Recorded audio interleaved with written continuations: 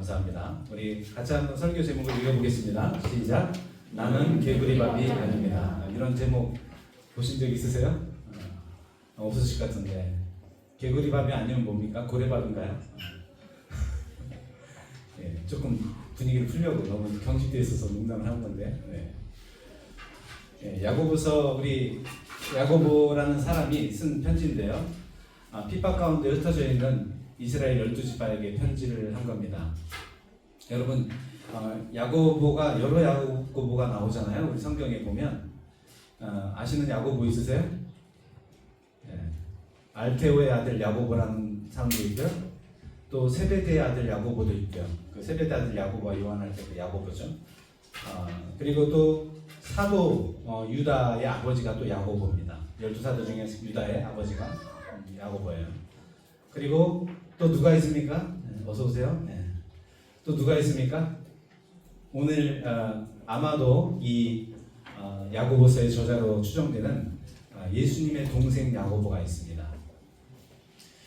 사도 야고보, 세베대 아들 야고보는 AD 44년경에 헤롯 아그리파 1세한테 칼에 의해서 순교를 당합니다. 그래서 아마 야고보서는 추후에 한 60년경 이렇게 기록된 걸로 보이는데요. 야고보가 순교하기 전에 또 이렇게 쓴 것으로 보고 있습니다. 그리고 또 이 12지파를 아우르면서 이렇게 편지를 할 정도의 그 권위가 있는 사람은 아마 예수님의 동생 야고보 정도는 되지 않았을까 우리가 추정을 하는 거죠. 스데반 집사가 순교한 이후에 예루살렘과 온 이스라엘은 대대적인 핍박이 시작됩니다.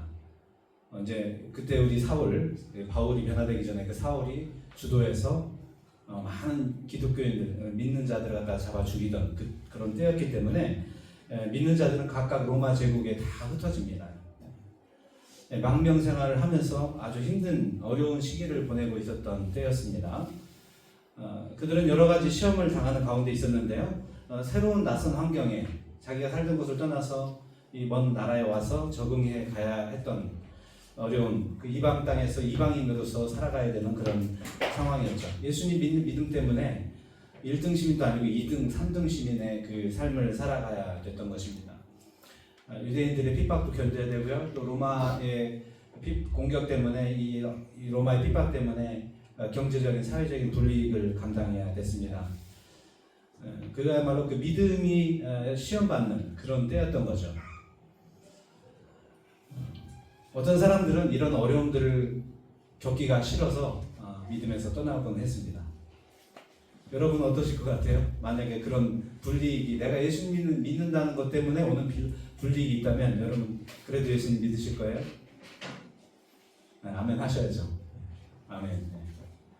네. 오스만 투르크 시절에 발칸에 보면 발칸 반도의 나라들에 보면 오스만 투르크 시절에 한 1300년, A1300년에서 1922년까지 그 오스만 터키가 튀르키예죠. 이 통치를 했습니다. 살아 있었어요. 그때 이 기독교인들에게 인두세를 부과했어요. 예수님 믿는 기독교인들은 한 사람당 머리 2당 이렇게 세금을 특별세를 내게 했어요. 예수 믿는다는 것 때문에. 그리고 그 가정에 만약 기독교인 가정에 소년이 있으면 소년을 착출해가지고 개종시키고 군대로 이렇게 양성을 해요. 그러니까 약간 세뇌를 시키는 거죠. 그리고 옷도 제한을 뒀어요. 기독교인은 못 입는 옷들이 있는 거예요. 건축 허가도 제한을 해요. 기독교인이면은 건축을 하지 못하게 만드는 거 이런 불이익들을 계속 주는 거예요. 여러분이 믿으면은 그것 때문에 그 믿는다는 이유로 이렇게 핍박을 받는 것입니다. 오늘날 이란 같은 데 가보면은 예수 믿으면은 상상에 맡기겠습니다. 파키스탄 같은 경우도 예수 믿으면 돌로 요즘에도 시골 같은 데는 돌로 쳐서 죽입니다. 그 터키에 있던 이제 형제가 이제 예수님을 믿게 됐어요. 여기서 그래서 이제 부모님한테 터키에 있는 부모님한테 얘기를 했어요. 어머니, 아버지 저 예수님 믿게 됐습니다라고 했더니 이란이군요. 이란 혁명수비대 있잖아요. 지금 한참 전쟁하고 있는데 그 아버지가 혁명수비대 스파이 중에서 아들을 죽이라고 했다는 거예요. 그리고 어머니가 한 말 때문에 이 아들이 참 무너졌어요. 네가 나의 가슴에서 젖을 먹은 게 한스럽다. 이런 말을 했다는 것을 듣고서는 이 아들이 너무 눈물을 흘리는 거죠. 어려운 거죠. 그런 상황에서 믿음을 지키는 것이 쉽지 않았습니다. 야고보는 이 믿는 형제들이 핍박 가운데서도 믿음 위에 굳게 서도록 돕기 위해서, 흔들리지 않도록 돕기 위해서 이 편지를 썼습니다. 여러분, 이런 어려움을 당하면 우리는 마음이 당황스럽고 힘들게 느껴집니다.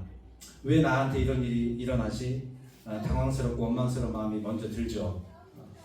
조금 더 나아가면 포기하고 싶은 마음도 들 수가 있습니다. 나 자신을 바라보고 눈에 보이는 상황을 볼 때는 소망이 없어 보이는 것입니다. 여러분, 우리가 우리 안에 어두운 생각 안에 갇혀버리면요, 우리는 부정적인 마음이 우리의 생각을 지배하게 되는 거예요. 그렇게 되면요, 결론은 심플합니다.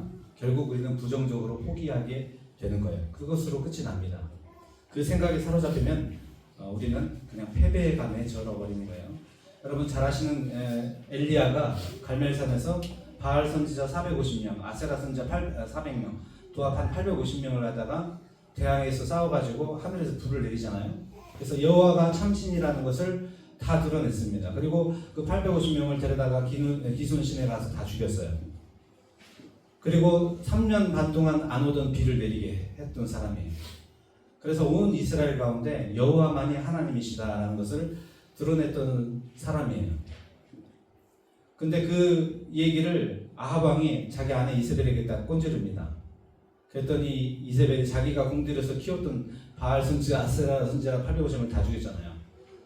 그러니까 내가 너 사신을 보내가지고 내 이맘때 너를 다 죽여버리겠다. 똑같이 죽이겠다. 이런 이제 엄포를 놓죠. 그 말을 듣고 엘리야는 완전히 난망합니다. 그렇게 하나님을 드러내고 영광을 드러내고 능력을 보였던 엘리야인데요, 그 여자의 말에 순식간에 무너져 내립니다. 겁을 잔뜩 집어먹고요, 갈멜산 북서쪽에 있는 갈멜산에서 남쪽 브엘세바까지 한 200km 됩니다. 그 거리를 도망쳐 나옵니다. 그리고 브엘세바 와서는요, 사환을 두고 자기 혼자 광야로 도망갑니다. 여러분, 그렇게 기세등등했던 엘리야가 왜 도망쳤겠습니까? 뭐 여자 한 명의 그 말 때문에 겁먹어서일까요? 여러분, 그렇게 능력을 보이고 하나님이 여호와시고 유일하신 분이신 것을 온 이스라엘에 나타났지만 상황은 아무것도 변한 게 없는 거예요. 그렇게 하면은 이 이스라엘이 변화될 거라고 생각을 했는데 엘리야 생각에는 근데 아무것도 변화가 되지 않는 거예요. 변한 것은 아무것도 없고 오히려 자신을 죽이려고 하는 이세벨을 보면서 정말 낙담이 된 겁니다. 그리고 하나님을 원망한 마음도 들고요, 지금 자신만의 결론을 내리고 도망을 친 겁니다. 여러분, 이런 위대한 선지자도 자기 생각에 갇혀버리면요, 자기 안에 그 부정적인 생각에 갇혀지면 어두워지고 무너지는 겁니다. 여러분, 마음을 지키셔야 돼요. 그런 어려움을 당할 때 마음을 지키는 게 정말 중요합니다. 멘탈을 놓으면 안 돼요. 제가 이 설교를 쓰고 있는데 어제 갑자기 토요일날 밤이죠. 밤에 누가 전화를 해가지고 제 속을 뒤집어 놓더라고요. 그때 순간 제가 당황하면 안 된다 그 구절을 막 쓰고 있었거든요. 그게 딱 들어오는 거예요. 그래서 내가 멘탈을 잡아야지 하고 마음을 지키고 했더니 문제가 막 속을 뒤집어졌던 그것들이 싹 사라지는 거예요. 마음을 지켜야 됩니다. 베드로가 예수님을 보고 물 위를 걸었잖아요. 걷다가 바람과 그 파도를 보면서 그 상황을 보고 또 자기 자신을 볼 때 두려움이 들어서 물속에 빠져들어갑니다. 여러분, 두려움에 사로잡히면요, 사람이 상황의 객관성뿐만 아니라 영적인 객관성도 상실하게 됩니다. 야고보는 이 낙담에 있는 형제들에게 무엇이라고 권면합니까? 우리 한번 같이 2절을 읽겠습니다. 같이 한번 2절 같이 읽겠습니다. 시작. 내 형제들아, 너희가 여러 가지 시험을 당하거든 온전히 기쁘게 여기라. 아멘. 여러 가지 시험을 당할 때 온전히 기쁘게 여기라는 거예요. 우리가 고난에 대한 그 관점을 바꾸라는 거예요. 생각을 바꾸라는 거예요. 여러분이 어려움을 당할 때 아니 왜 나한테 이런 일이, 이렇게 보지 마시고 기쁘게 받아들이라는 거예요. 여러분, 안 좋은 거를 기쁘게 받아들이라는 그 억지 주장인가요, 이게? 안 좋은 거를 억지로 참고 먹어라, 뭐 이런 맛없는 음식을 먹으라는 얘기일까요? 그렇지 않습니다. 이게 좋은 것이기 때문에 기쁘게 받으라는 것입니다. 여러분이 시험을 당할 때 그게 나쁜 게 아니라는 얘기예요. 유익한 것이기 때문에 그 시험을 감사함으로 기쁨으로 받으라는 겁니다. 사도들이 예수님 전하다가 잡혀가지고 매 맞고 막 그러잖아요. 그런 사도행전 보면. 그런데 그 사도들이 예수님의 이름으로 인해서 고난 받는 것 때문에 기뻐했다라고 합니다. 찬양하면서 그 법정을 떠나갑니다. 여러분, 이 시험은요 나에게 유익한 점이 있다라는 겁니다. 여러분, 그래도 시험 받고 싶지 않으시죠? 네, 그래도 고난 받고 싶지 않으실 거예요. 축구 선수들이요, 우리가 영상이나 이런 거 보면, 메시나 이런 것들 보면 너무 잘하니까 그런 드리블을 하면서 막 골을 넣고 싶은 그런 로망이 있죠. 축구를 시작한 친구들이. 그래서 막 그런 것만 연습하려고 해요. 근데 기본기는 잘 연습을 안 하는 거죠. 여러분, 이 고난은요 우리에게 기본기를 키워주는 그 시험입니다. 여러분, 뭐 음악을 하는 분들 잘 아시겠지만 멋있게 하는 거 그런 거보다 기본기 더 되게 중요하게 하시잖아요. 계속 매일같이 연습해야지만 그게 유지가 되잖아요. 예. 그럼에도 불구하고 여러 번 고비가 있잖아요. 우리가 성장하는 데는. 사도 베드로도요 동일한 말씀으로 격려를 합니다. 베드로전서 4장에 사랑하는 자들아, 너희를 연단하려고는 불시험을 이상한 일을 당하는 것 같이 이상히 여기지 말고 오히려 너희가 그리스도의 고난에 참여하는 것으로 즐거워하라. 이는 그의 영광을 나타내실 때 너희로 즐거워하고 기뻐하게 하려 합니다. 그리스도의 고난에 참여하는 것으로 즐거워하라는 거예요. 아까 얘기했잖아요. 시험을 당하거든 온전히 기뻐하라고 했죠. 야고보는. 베드로는 그리스도의 고난에 참여하는 것으로 즐거워하라는 겁니다. 같은 말씀이죠, 사실은. 나중에 고난이 큰 수확을 가져다 줄 거라는 거예요. 큰 수확의 기쁨을 가져다 줄 것이라는 겁니다. 지금은 힘든 것처럼 보이지만 이것이 나중에 큰 수확을 우리에게 가져다 줄 것입니다. 우리가 하나님 앞에 설 때 반드시 필요한 겁니다. 현재의 고난은 장차 우리에게 나타날 영광과 좋게 비교할 수 없다라고 했습니다. 또 사도 바울도 로마 성도들에게 이렇게 격려합니다. 다만 이뿐 아니라 우리가 환난 중에도 즐거워하나니 이는 환난은 인내를, 인내는 연단을, 연단은 소망을 이루는 줄 알미로다. 환난 중에도 즐거워하는 것인데 환난이 인내를, 인내가 연단을, 연단이 소망을 이룬다는 것입니다. 여러분, 이 환난과 시험을 우리가 영적으로 보면 유익하다라는 거예요. 우리는 지금 고난이 없기를 바라죠. 나는 먼저 그 그림을 그릴 때 주인공 먼저 그리고 싶어요. 주인공 먼저 그리고 그 다음에 배경을 그리고 싶어요. 근데 하나님은 그 밑바탕을 먼저 그리기를 원하시는 거예요. 이 고난은 우리에게 밑바탕을 그리는 시간이에요. 이 밑바탕이 그려지고 그 다음에 나중에 그 그림의 주인공이 그려지는 겁니다. 우리는 주인공 먼저, 우리 하나님은 밑바탕 먼저 그리시는 겁니다. 이는 너희의 믿음의 시련이 인내를 만들어 내는 줄을 너희가 알미라. 인내를 온전히 이루라. 이는 너희로 온전하고 구비하여 조금도 부족함이 없게 하려 함이라. 온전한 인내로 이 믿음의 시험을 감당하라고 합니다. 우리가 인내하는 만큼요, 우리는 온전해집니다. 우리가 이 고난을 인내하는 만큼 온전해집니다. 말은 쉽게 할 수 있습니다, 우리가. 그러나 정말 그것을 견디고 감당하는 것은 우리의 인내에 달려 있습니다. 하나님 앞에 서게 될 때 우리는 흔들리지 않는 믿음을 가지고 서야 됩니다. 여러분, 하나님 앞에 섰을 때는 조금도 부족함이 있는 믿음을 가지고는 설 수가 없어요. 온전한 믿음만 가지고 설 수가 있습니다. 제사장들이 구약에서도 하나님 앞에 나갈 때 그 의복이라든지 그런 것들을 정말 철저하게 준비해서 나갔어요. 그러지 않고는 죽을 수 있었기 때문에. 우리가 하나님 앞에 설 때는요, 연단된 믿음, 인내로 연단된 믿음만 가지고서 나갈 수 있습니다. 하나님 앞에 설 때. 여러분, 우리가 백부장의 믿음을 칭찬을 많이 하죠. 예수님께서 칭찬하셨잖아요. 예수님이 말씀만으로도 자기 종을 갖다 치료해 줄 거라는 그 믿음이 있었습니다. 백부장에게. 그 믿음 단순한 믿음이죠. 그 단순한 믿음을 가지고 의심하지 않았어요. 백부장은. 그게 온전한 믿음입니다. 온전한 믿음이에요. 살펴봤듯이 야고보도 시험을 당하거든 온전하게 기쁘게 여겨라. 베드로도 그리스도의 고난에 동참하는 것을 즐거워해라. 바울도 환난 중에 즐거워해라. 이 다 모두 고난 중에 기뻐하라고 권면을 하고 있습니다.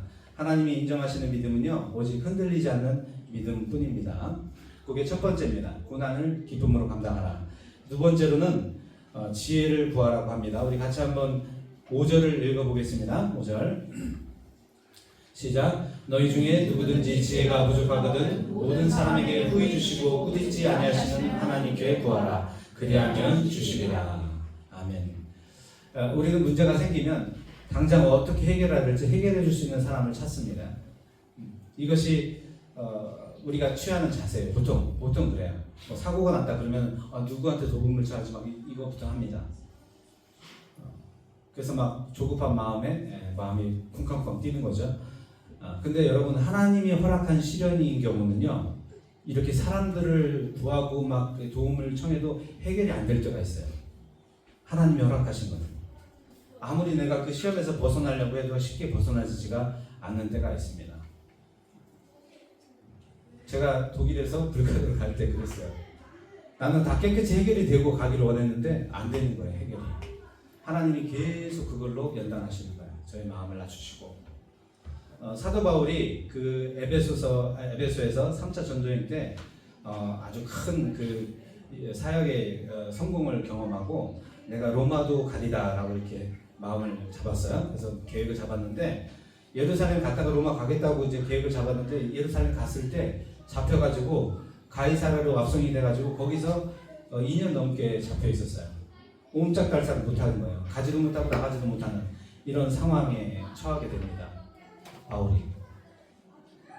보니까 이 총독이 갈리면 바뀌는 시점까지도 풀어주질 않아요. 유대인들 눈치 봐서 안 풀어주고 또 뇌물을 좀 받아볼까 어떻게 해서 바울을 자꾸 잡아두는 거예요. 놓아줄 생각이 없어요. 죄가 없는데. 그걸 알고 나서 바울이 하나님께 기도하고 나중에 지혜를 받죠. 어떤 지혜를 받냐면 로마 시민권자로서 황제에게 직접 상소할 수 있는 권한을 그때 사용합니다. 그래서 로마를 가는 방법을 죄수의 몸으로 가는 걸로 하나님이 열어주시는 거예요. 여러분, 우리가 지혜가 부족하면 후히 주시고 꾸짖지 않으시는 하나님께 구하라는 것입니다. 내가 어떻게 해야 될지 모를 때, 내가 어려운 가운데 이 방법이 아무리 머리를 굴려도 내가 떠오르지 않을 때, 그때는 하나님께 기도해야 된다는 거예요. 하나님께 지혜를 구하면요, 하나님께서 그 지혜를 주신다는 거예요. 내가 자꾸 나 혼자 해결하려고 하지 말고 하나님께 구하는 것입니다. 하나님은 절대 우리에게 인색하신 분이 아니시라는 거예요. 후히 주시고 충분히 그 상황을 이길 수 있는 힘을 주신다라는 겁니다.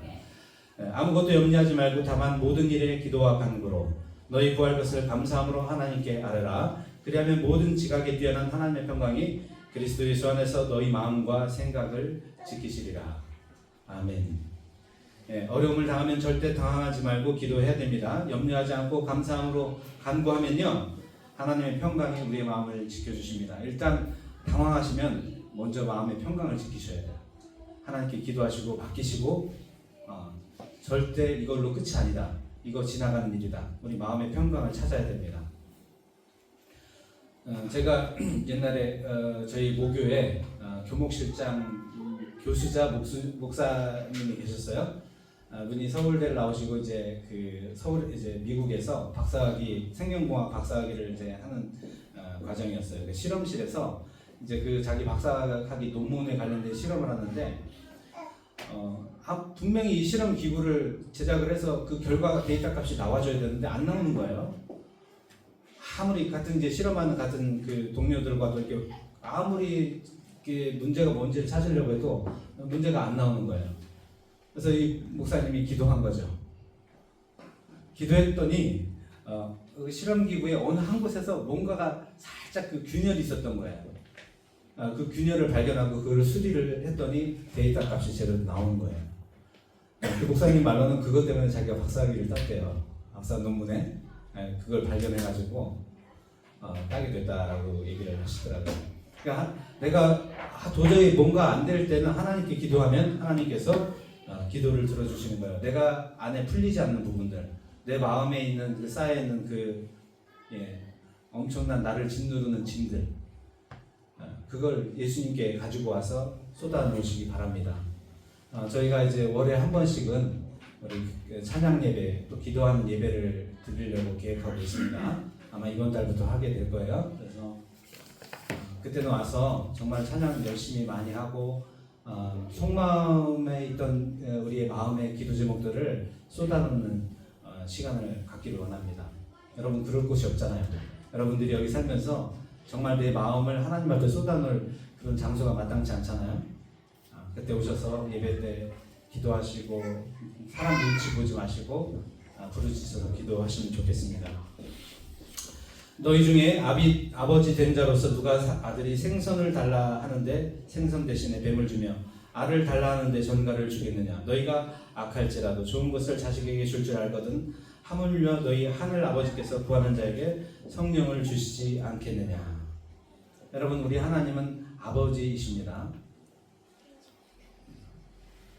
아버지에 대한 안 좋은 감정을 가지신 분들도 그럴 수 있겠지만 아버지십니다. 사랑이 많으신 아버지. 절대 생선 달라는데 뱀 주는 그런 분 아니시다는 거예요. 오해하지 마시기 바랍니다. 우리 하나님 아버지는 너무나 사랑이 많으신 아버지십니다. 여러분들이 필요로 하는 거요, 그 이상으로 훨씬 더 좋은 것을 계획하고 계십니다. 여러분들은 여러분들이 열심히 연습해서 여기서 공부해서 졸업해서 뭔가 계획을 갖고 있죠. 그러나 우리 아버지는 여러분들이 계획하지 않은 그 더 큰 것을 여러분들 위해서 예비하고 계신 분이십니다. 여러분, 하나님은 우리를 버려두지 않으시고 고통 가운데 부르짖는 자녀에게 성령을 부어주신다고 약속하십니다. 성령이 임하면요, 성령께서는 내 생각의 한계를 뛰어넘게 하세요. 내가 절대 생각할 수 없는 것을 생각하게 하시고 우리에게 길을 여시는 겁니다. 내 안에 자꾸 들어오는 부정적인 생각들이 떠나가고요, 생명의 성령의 능력이 내 안에 임하게 되는 것입니다. 단순히 육적인 차원에서 보는 것이 아니라 영적인 분별을 하게 되는 거예요. 내가 지금 처한 상황에 성령께서 정말 하나님이 나한테 원하시는 게 무엇인지를 깨닫게 도와주시는 거예요. 지혜가 부족할 때 어떻게 하라고요? 하나님께 나아가 성령을 구하고 지혜를 얻으라고 말씀하십니다. 이게 이제 두 번째입니다. 첫 번째, 고난을 기쁘게 받으라고 했고요. 두 번째로 지혜가 부족하면 하나님께 나아가서 구하라고 말씀하고 있습니다. 자, 셋째로 믿음으로 구하고 의심하지 말라고 합니다. 우리 6절에서 8절까지 읽어보겠습니다. 6절, 8절 시작. 오직 믿음으로 구하고 조금도 의심하지 말라. 의심하는 자는 마치 바람에 밀려 요동하는 바닷물결 같으니 이런 사람은 무엇이든지 죽게 얻기를 생각하지 말라. 두 마음을 품어 모든 일에 정함이 없는 자로다. 중요한 것은 여기서 믿음으로 구하고 의심하지 말아야 된다는 거예요. 하나님께 기도를 드렸으면서도 우리는 의심을 하는 거예요. 될까? 내가 원하는 대로 될까? 기도했는데 내가 이렇게 시험을 위해서 기도했는데 잘 될까? 우리는 의심하죠. 의심하면 어떻게 행동합니까? 그 다음에 이 1차 목표가 있는데 이게 의심스러워요. 하나님 앞에 될지 안 될지. 그러면 2차 대안, 3차 대안을 또 만들어놔요. 이거 안 되면 이거 안 되면 또 이거. 이런 식으로 우리는 자꾸만 내가 생각하는 그런 대안을 만들어 놓더라는 거죠. 여러분, 야곱이 그 형 에서를 만날 때 두려움에 떨고 있었잖아요. 그래서 어떻게 해요, 야곱이? 첫 번째 선물 보따리를 쫙 보내고 두 번째 선물 보따리, 세 번째 선물 보따리 보내고 자기는 제일 뒤에 있잖아. 그래서 에서가 첫 번째 때를 치면은 얼른 피하려고 안전장치를 나름 해놓은 겁니다. 의심이 되기 때문에 하나님이 나를 지켜주실까? 이 확신이 안 되니까 그런 행동을 하는 겁니다. 이런 사람들의 특징이 무엇인지 아세요? 이런 사람들은요, 하나님을 전적으로는 신뢰하지 않는다는 거예요. 하나님을 전적으로는 신뢰하지 않아요. 사실 이런 사람들의 마음에는요, 믿음이 전혀 일하고 있지 않습니다. 사실 믿음이 별로 필요 없는 거예요. 상황 따라 가면 되니까 믿음이라는 게 별로 의미가 없습니다. 이런 사람들을 오늘 야고보는 마치 바람에 밀려 요동하는 바다 물결 같다라고 말합니다. 바람이 불면 이리로 갔다가 저리로 갔다가 전혀 뭐 믿음의 뭐 원칙이라든지 이런 게 보이지 않는 겁니다. 상황에 따라 흘러가는 인생, 우연의 산물이죠. 여러분, 이런 사람들은 하나님의 음성을 듣지 못합니다. 하나님이 무엇을 어떤 길로 가기를 원하시는지를 잘 깨닫지 못해요. 하나님의 음성을 듣지 못하기 때문에 그렇습니다. 그래서 상황이 되는 대로 하나님이 흘러가게 하시는 것이 하나님 뜻이다라고 이제 자기 합리화를 하죠. 아주 1차원적인 생각입니다. 거기에는 상황만 있을 뿐, 상황 논리만 있을 뿐 절대 하나님과 나와의 관계에서 있는 믿음은 역할을 하지 못합니다. 이런 사람은 무엇이든지 죽게 얻을 생각을 하지 말라고 말씀합니다. 여러분, 의심을 갖고 믿음이 없는 기도는요, 하나님께서 응답해 주시지 않기 때문에 그렇습니다. 그래서 기대하지 말라는 겁니다. 왜냐하면 두 마음을 품어 정함이 없기 때문이라는 겁니다. 두 마음을 품었다는 것은요, 하나님도 섬기지만 자기도 섬긴다는 거예요. 하나님도 섬기지만 내 뜻도 중요한 겁니다. 이스라엘이 멸망당할 때 예배가 없었을까요? 하나님을 안 섬겼을까요? 그때까지도 하나님을 섬기고 있었어요. 이스라엘, 유다는 다 예배가 있었고요. 그럼에도 불구하고 우상도 같이 섬겼어요. 하나님도 섬기고 나도 섬기는 것, 정함이 없는 마음입니다. 하나님께서는 이 마음을 썩은 마음, 더러운 마음이라고 표현하십니다. 정함이 없는 마음, 더러운 마음. 우리는 하나의 마음만을 품어야 됩니다. 한 마음만을 품어야 돼요. 오직 하나님만이 나의 주인이시고 나의 인생의 주권자이심을 믿고 그분에게만 의지해야 되는 겁니다. 자꾸 습관적으로 다른 데 눈을 돌리는 거 좋지 않습니다. 제가 아는 분이 미국에 있다가 독일에 있다가 한국에 갔다가 막 다시 미국 갔다가 상황 따라 가는 거예요. 계속. 제가 믿음의 뿌리를 내리시라. 하나님 앞에 정말 응답을 받고 움직이시라. 응답이 안 들리는 거예요. 그러니까는 열리는 대로 가는 거예요. 그냥 열리는 대로. 그게 옳은지 안 옳은지는 모르고요. 그냥 열리니까 가는 거예요. 그러지 마시라고.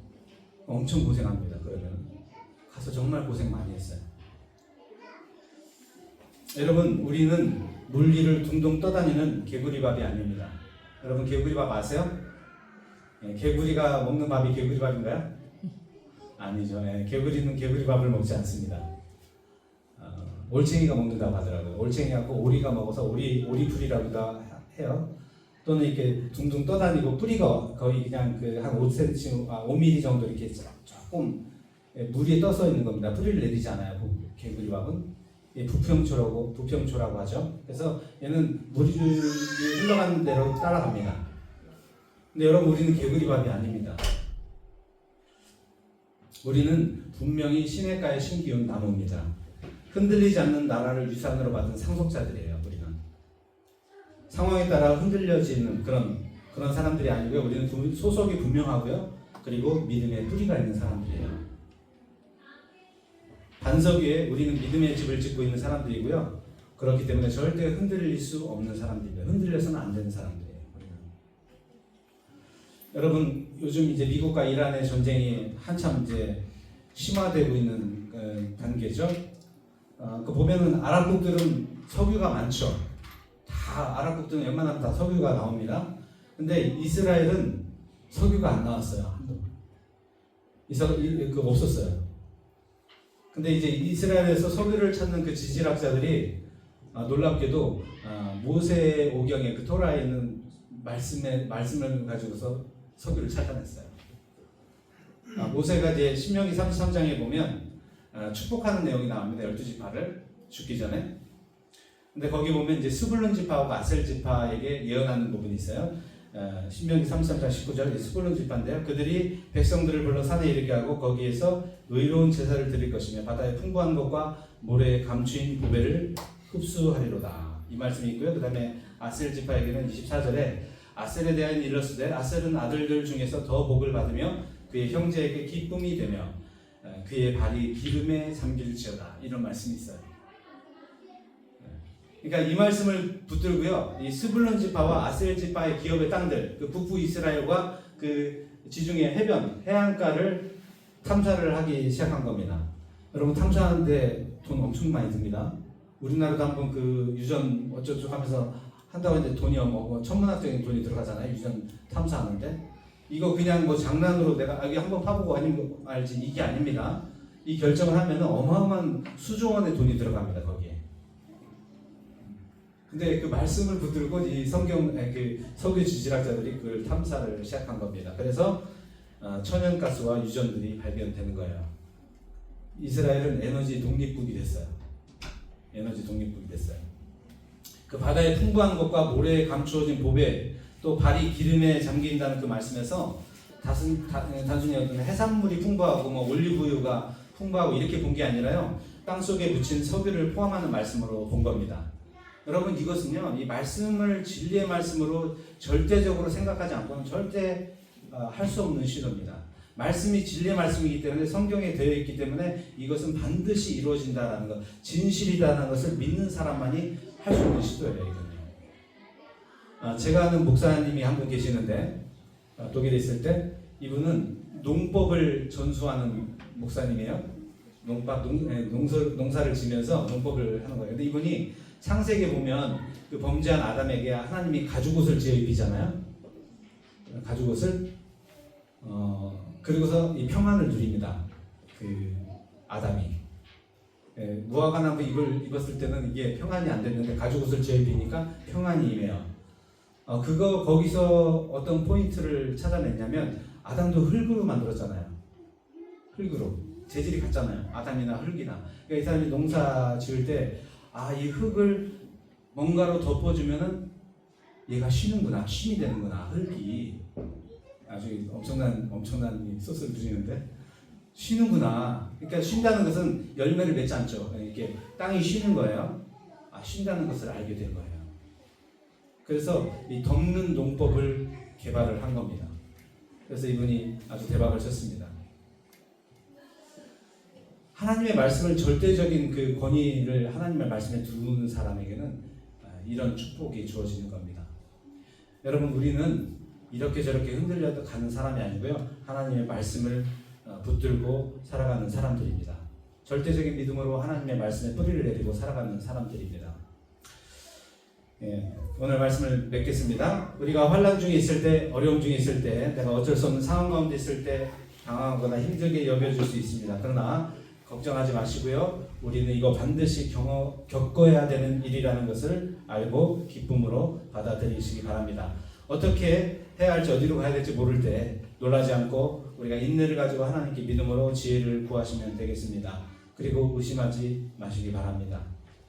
의심을 물리치고 그 어려움들은 단순히 나를 해롭게 하는 것만이 아니라 나를 온전하게 하고 흔들리지 않는 믿음의 사람으로, 소망의 사람으로 성장시키고 변화시키는 것이라는 것을 아시기 바랍니다. 여러분, 오직 하나님만 바라는 그 한 마음으로 사시는 여러분들의 일을 축복합니다. 오직 여호와께만 진정한 답이 있습니다. 그분께 단순한 믿음으로 나아가셔서 장차 여러분들이 예비된 그 기업을 흔들리지 않는 믿음으로 쟁취하시는 여러분들 되시기를 주님의 이름으로 축복합니다. 같이 기도하시겠습니다. 하나님 아버지, 감사합니다. 하나님, 저희는 양과 같이 시력이 너무 짧아서 내 앞에 있는 그 환난과 어려움 때문에 너무나 쉽게 당황하고 우리는 낭망할 때가 많습니다. 아버지 하나님, 그 어려움들이 단순히 나를 해하기 위한 것이 아니라 나를 하나님께서 온전케 하시고 나의 믿음이 더 연단되어지고 튼튼해서 하나님 앞에 서기에 부족함이 없도록 이 훈련하시고 양육하시는 그 과정이라는 것을 오늘 말씀을 통해 배웁니다. 하나님, 우리에게 있는 그 연약한 마음 가운데 성령님 부어주셔서 우리가 흔들리지 않는 믿음으로 주님께서 약속하신 영원한 기업을 우리가 쫓아가게 하여 주시옵소서. 우리 짤츠부르 한인교회 또 이 예배에 참여한 모든 사람들이 하나님, 하나님의 말씀에 뿌리를 내리고 흔들리지 아니하고 시냇가에 심은 나무처럼 때를 따라 열매를 맺는 뿌리 있는 사람들로 살아가게 하여 주시고, 하나님 주님께서 우리를 통하여서 하나님이 살아계심을 나타내어 주시기를 간절히 기도합니다. 감사하며 예수님의 이름으로 기도합니다. 아멘. 예, 우리 같이 일어나셔서 별단 찬양 드리시겠습니다.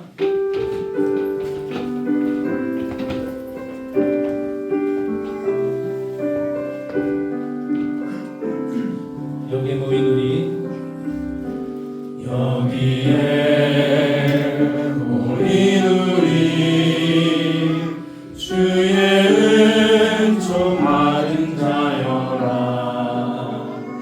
주께서 이 자리에 함께 계심을 아노라. 언제나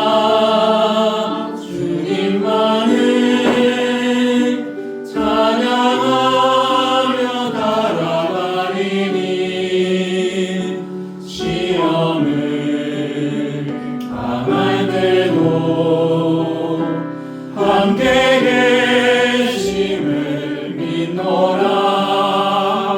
이 믿음 더욱 굳세라. 주가 지켜주신다.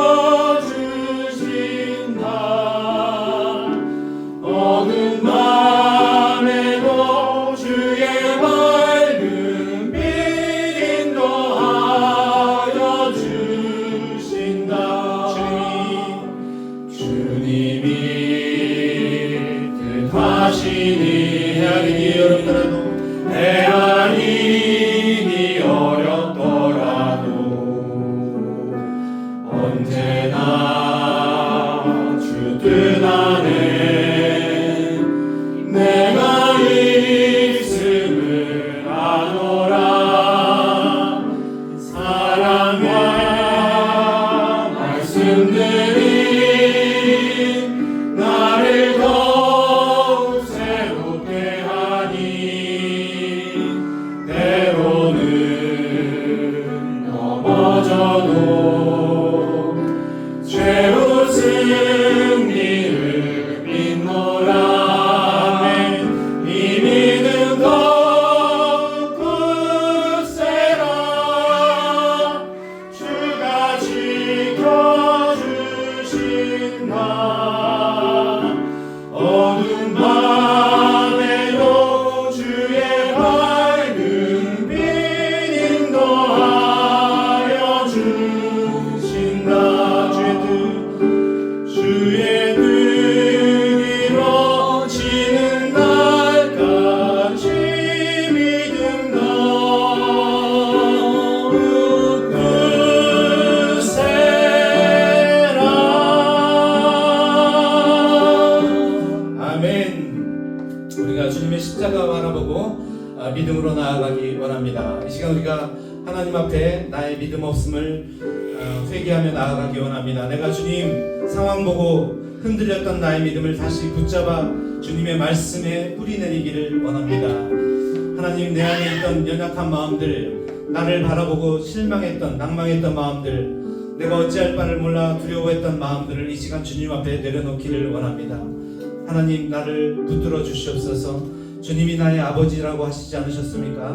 주님, 내게 주님 손 내밀어 주시고 나를 붙들어 주셔서 이 바다에 빠지지 않게 하여 주시고 주님 품으로 나를 인도하여 주시옵소서. 우리 같이 기도로 나아가시겠습니다.